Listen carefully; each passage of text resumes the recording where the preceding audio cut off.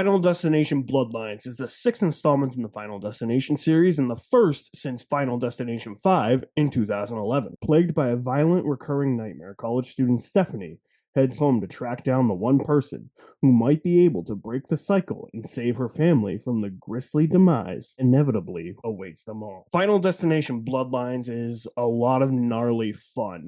It's definitely better than most of the Final Destination movies. It's not as good as the first one, and I'm trying to really decide if it's better than the third one because I have a really soft spot for the third one, mostly because that one deals with roller coasters, and I'm a big roller coaster enthusiast other than a movie fan and a baseball fan. Yeah, I love roller coasters, but I do think this is a step above 3, to be honest with you. I found Bloodlines to be really, really fun.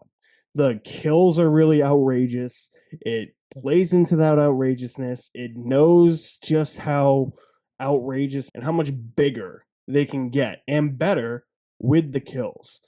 It seems like each kill in this movie, yeah, they're gnarly, they're bloody, they're gross, they're grisly, they're disgusting. But there is also that kind of darkly humorous side to these kills. When you look at some of these kills that happen later on in the movie, you thank the trailer for not spoiling them because they are some really, really good kills, really unique kills. And that's always been something, even in the weaker installments for Final Destination, that I've always thought that was the strength of this series. They always figured out a way to make these Rube Goldberg esque kills happen on screen.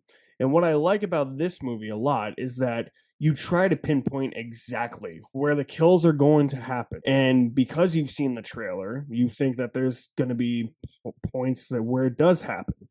For instance, there's a scene in the trailer involving an object. That scene happened in the movie, and nobody ended up dying there. It was later on that that character died, and even in a more brutal, gory way than what would have happened there. So there is a bit of a unpredictability factor with Bloodlines, despite it following the same formula as the other movies. There's also a surprising amount of emotional heft to go along with all these gory, bloody kills that are so outrageous, so over the top. There's enough family drama here. I think that this actually might have some of the best character development of the entire series.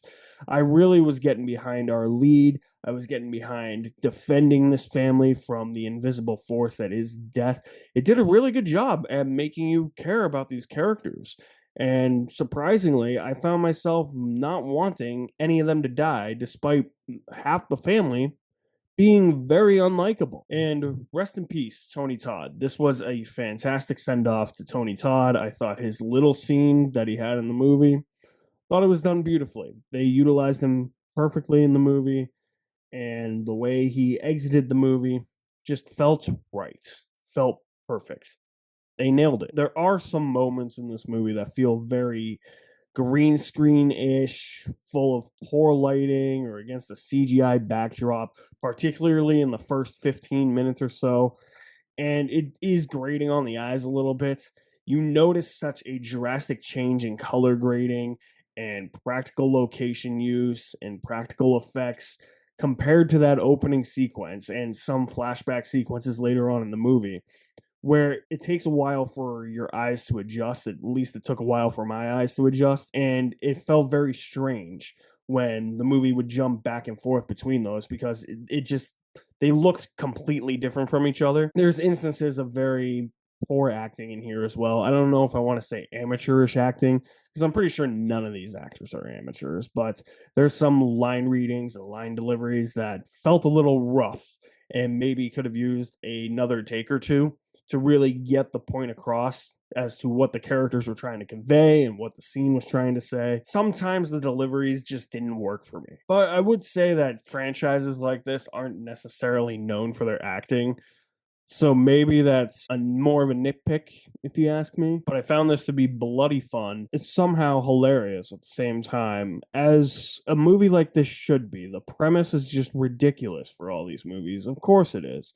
But that's why we watch them. That's why we have fun watching these types of horror movies. We want to see people die in like the most crazy, outrageous ways that nobody will ever die in because, I mean, who knows now? I mean, people do stupid stuff nowadays. So somebody dies in many of the ways that people die in this movie.